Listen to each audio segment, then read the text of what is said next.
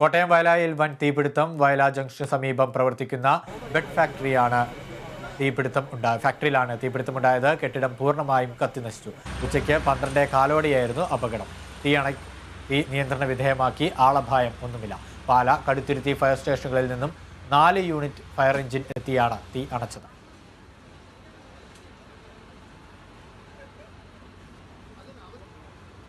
കൊച്ചിയിൽ വാട്ടർ അതോറിറ്റിയുടെ തകരാറിലായ പമ്പ് സെറ്റുകൾ ഒരെണ്ണത്തിൽ അറ്റകുറ്റപ്പണികൾ പൂർത്തിയായി. മരട് ജലശുദ്ധീകരണശാലയിലേക്ക് ജലമെത്തിക്കുന്ന പാഴൂരിൽ പമ്പ് പുനഃസ്ഥാപിക്കുന്ന ജോലികളാണ് പുരോഗമിക്കുന്നത്. 51 അടി താഴ്ചയിലാണ് പമ്പ് പാഴൂരിലെ കിണറ്റിലേക്ക് സ്ഥാപിക്കേണ്ടത്. ഇതിനുശേഷം തിങ്കളാഴ്ച വൈകിട്ട് ജലവിതരണം പുനഃസ്ഥാപിക്കുവാൻ കഴിയുമെന്ന് വാട്ടർ അതോറിറ്റി അറിയിച്ചു. പമ്പിന്റെ ഷാഫ്റ്റിംഗ് അറ്റകുറ്റപ്പണികൾ മുളന്തുരുത്തിയിലും ബുഷിന്റെ പണികൾ പുത്തൻ വേലക്കരയിലുമായാണ് പൂർത്തിയാക്കിയത്.